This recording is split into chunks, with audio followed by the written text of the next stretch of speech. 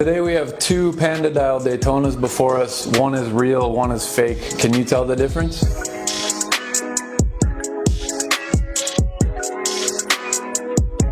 This is how we're going to tell the difference.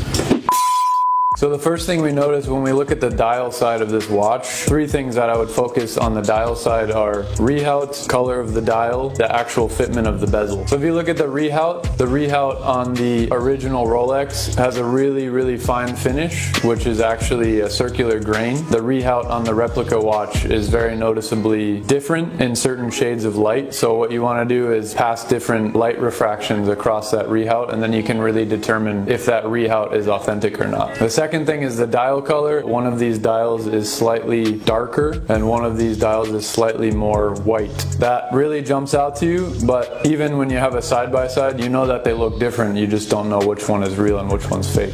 Now we're going to look at the bracelet. In this case, this replica factory is using 904L steel, which is exactly the same alloy that Rolex produces in their very own foundry, and they make all their stainless steel watches from 904 steel. The color, the density, the weight, it's all going to be very similar to Rolex. The Easy Link has a different sound, a different feel.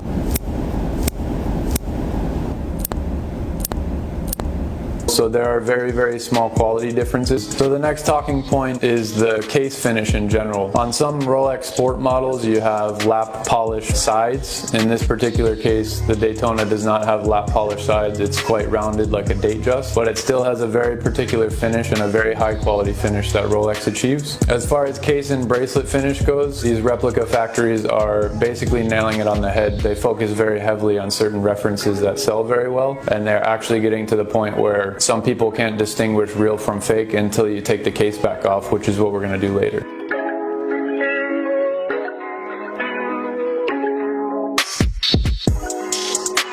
Now that we've removed the case back, we're going to move on to the movement. The movement is really what solidifies the authenticity for me when we're looking at any watch. Right off the bat, you can kind of see that the surface finish of these rhodium plated brass bridges are slightly different. The surface finish on the replica is levels below what Rolex is achieving in this 4130 caliber. But what's really amazing is that this is a completely reverse engineered movement, which means that these replica factories have someone go out, purchase an authentic watch, they bring it back, basically dissect it, and every single component of this watch, aside from a few which I'll mention in a moment, are 100% reverse engineered, fully functional, same configuration on the dial side, same location of all the components. All of the jewel locations are essentially, they have the same XY coordinates because they are making the 4130 movement with a few downgrades.